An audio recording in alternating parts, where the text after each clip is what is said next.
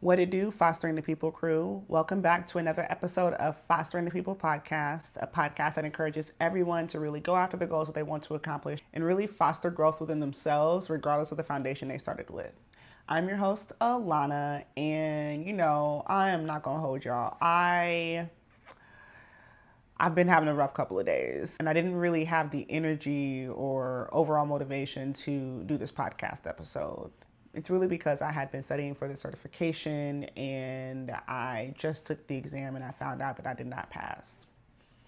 I did not pass for the third time. I had been doing things to get the certification since 2021, and so it's now 2026 and it still ain't done. And I'm just feeling a lot of emotions. I told myself, at the end of the day, I got my other responsibilities I got to take care of. So that's why I wanted to jump online and really just talk about what it means when you're told not today, and the idea that not today does not mean never. Just because I failed now doesn't mean it will never happen. And I think that that's something that a lot of people struggle with. And so I wanted to talk to you guys about that today. Yeah, offer a perspective of somebody who's living through it right now. So I guess I want to start with what I'm currently feeling right now and, see if you guys kind of resonate with that. Essentially, I'm feeling a lot of emotions, but primarily I'm feeling embarrassed, disappointed, and just impatient. Let's start with the first one. I'm feeling embarrassed because it's I've communicated this thing that I've wanted for a very long time with a lot of people, and now it's the third time that I've communicated this to them, and guess what? It still didn't happen. I'm also feeling embarrassed because given the type of work that I do, I feel like if you are going after the certification and you don't get it at some point, it kind of reflects negatively on whether or not you are capable of doing the role. And so let's just dive deeper into those two things. So the first thing, feeling embarrassed just because I communicated with people and it hadn't gone my way, at least when I communicated it with them. With that one, it's I know that at the end of the day, it doesn't matter how long it takes you to do something as long as you do it. And I know that I shouldn't feel that way, but I still do. And I'm wondering if you guys feel the exact same way. Is this something that you guys struggle with? Or when you fail or something doesn't go as expected in the time frame that you expected it to, how does that make you feel?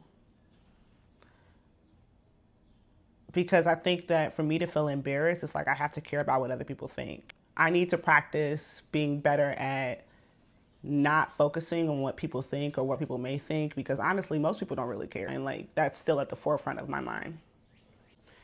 And so the second feeling I feel is disappointment in myself, because I honestly feel like I could have done more to get a better result.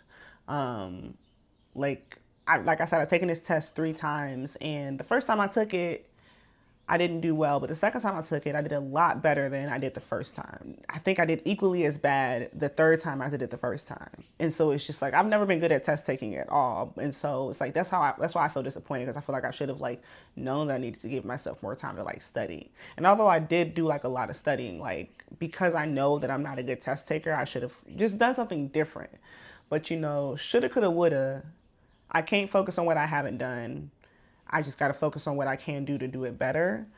But honestly, if I'm being completely for real with you guys, I don't know if I want to take this exam again. I guess because the type of career that I am in, I felt the need to get it to prove that I'm capable of being there. But I have the skills, I've done the work. So yeah, disappointment, because it still hasn't gotten done. And that actually leads me into the third emotion, which is impatience. Because it's the third time that I've taken this exam and I still haven't gotten it, and it isn't something that you can just study a week for and you get it. I mean, I'm pretty sure somebody can, but I can't. It's do I really need this? Like, do I really need this? Like, I don't know. I'm kind of feeling conflicted because right now I've been wanting this for multiple years, but I haven't gotten it yet. And it's like, why did I want to get it in the first place? Like, why was this something that I felt like I needed to do? And do I need it to continue growing and developing the skills that I want to in the career that I want to have, you know? So that's something that I really have to sit with and just kind of like process, because honestly, I don't know. I couldn't tell you one way or another. At the time, I thought it was something that I needed in order to, you know, get a good job in the career field that I'm in. But honestly, I got that. So it's like, at this point, I think it's just an extra safety net. That's how I view it. Given just the economic state that we're in this country, the more certifications, the more degrees and everything you can get is like better. So that way, when shit does hit the fan, you always have opportunity A, B, C, D, E, versus a situation where it's like if you only have one degree and you haven't like continued developing yourself, then you are seen as not as motivated as someone who has. And I don't know, I think that that mindset is similar to what I've really been talking about this whole season, which is like the idea that us as human beings should be devoted to a company and like to a title versus to ourselves. And so I really need to just sit with that and just see like which one it is, because I'm not saying that I would never take this exam again, but I really want to be clear on why I'm taking it and whether or not that actually serves me. And so those are three emotions that I felt. Think of something that recently happened that didn't go your way or that you failed at, and just like ask yourself those questions that I just walked through and see like what you end up with. Because there's going to be a lot of things in our life that we go after for different reasons. And I think we really need to practice discernment on just why we feel the way we feel and what we want our end result to be. So, how do you pick yourself up after failing? I am choosing to pick myself up by showing up in the other responsibilities that I have.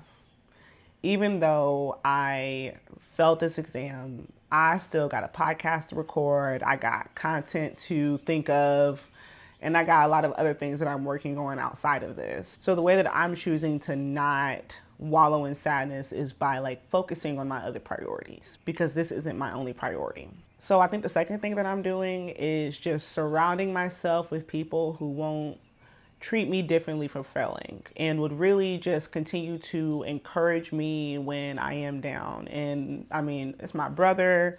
Shout out to Angelo, because man, our conversation really helped me. But overall, it's just surrounding yourself with people who want to see you win, who knows that it's not a race. It's really about getting there, regardless of how long it takes you. And those people will literally be your energy when you have none. They will be your support system when you have none. And finding those people, or even when you can't find those specific people, listening to things that encourage that, saying affirmations, reading affirmations, and also like focusing on things that you can control. So for me, health, the gym, like eating healthy is like really important to me. Less on the eating healthy part, but more like the gym and all that stuff. But I can go to the gym and be like, okay, I did this today, you know? And I know that that helps me in the long run. So I may have failed at passing this exam that meant a lot to me, but I didn't fail at everything that I have going on in my life. And I only fail if I stop trying.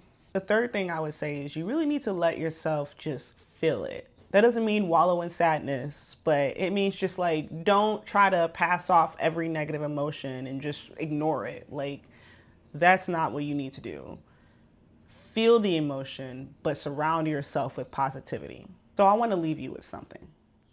Setbacks are not stop signs. They are redirections, and the universe really telling you that not this way. We need to find a different way. But keep moving. Don't stop. keep moving. And honestly, like, I know without a shadow of a doubt, I've come way too far to let this particular certification that I did not get stop me from going after all the goals that I want to achieve. And I'm sure without a shadow of a doubt, you can say the same for yourself. And so, whatever you didn't get today, just know that it's not the final word and it does not show whether or not you are capable. Nothing determines whether or not you are capable. And most people who claim they're capable really aren't capable. So remember that too. So before we get out of here, I just wanted to let all of my listeners know that the month of May is National Foster Care Awareness Month. And if you have been following me on my social medias, that is Instagram, TikTok, and Facebook, you already know, but I wanted to share this with listeners that I am hosting a special segment every Friday titled Fostering the Youth. And this is different from Fostering the People because it shares information and resources with current and former foster youth, but I'm also expanding to really share resources with just any young adult that is navigating the transition to independence and doesn't really have guidance or a guardian to help support them with that. And so please tune in to Fostering the Youth. It's a short segment. The videos are about 3 minutes long, if that, and I think it offers like a lot of good advice that you can share with people in your close circle, or maybe it will offer you some insight on ways to navigate difficult situations that you may be experiencing. But thank you so much for tuning in. My name is Alana, and I will see you next Monday. Hey guys, make sure you like, subscribe, and share if you like what you're seeing. I am on Apple Podcasts, YouTube, and Spotify, and I also have a social media account on Facebook, TikTok, and Instagram, so definitely check us out.